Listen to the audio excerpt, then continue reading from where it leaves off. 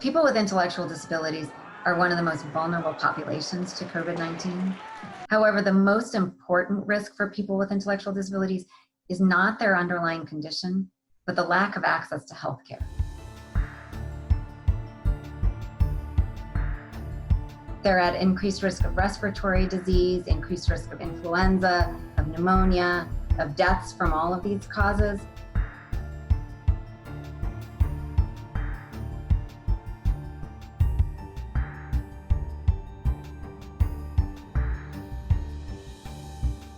There was a study that showed that people with intellectual disabilities in New York City and the surrounding areas were 5 times more likely than the general population to develop COVID and 5 times more likely to die of it, especially in places like group homes and care centers. We've canceled all of our sport training and competition activities, but we are able to keep connected and do all the health work in a different way.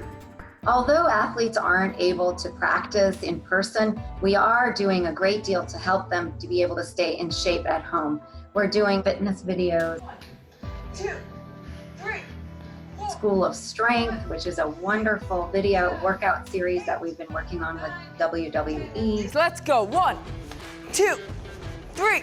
This is a great way to work out your arms and your legs. Everyone needs to do their part right now, obviously, to fight this global pandemic. Healthcare professionals are risking their lives every day around the world, and that includes for people with intellectual disabilities.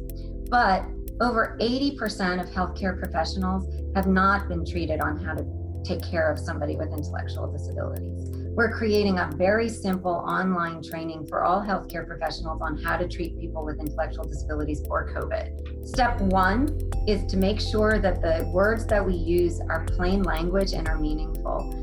Step 2 is making sure that a person with intellectual disabilities has a support person available.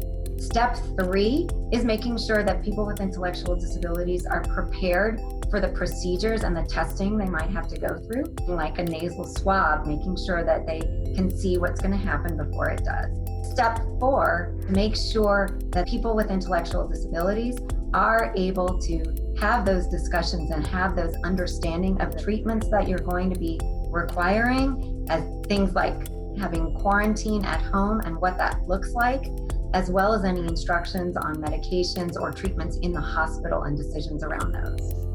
And in addition to that, working with medical schools everywhere from Harvard to the University of Kentucky. And we're very proud that we've been able to include developmental disabilities and intellectual disabilities in their curricula.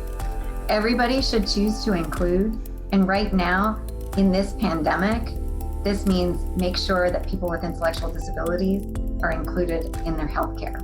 Let's do this now, and let's open up the doors to inclusion forever. 3, 2, and 1. Do you like this? Yeah.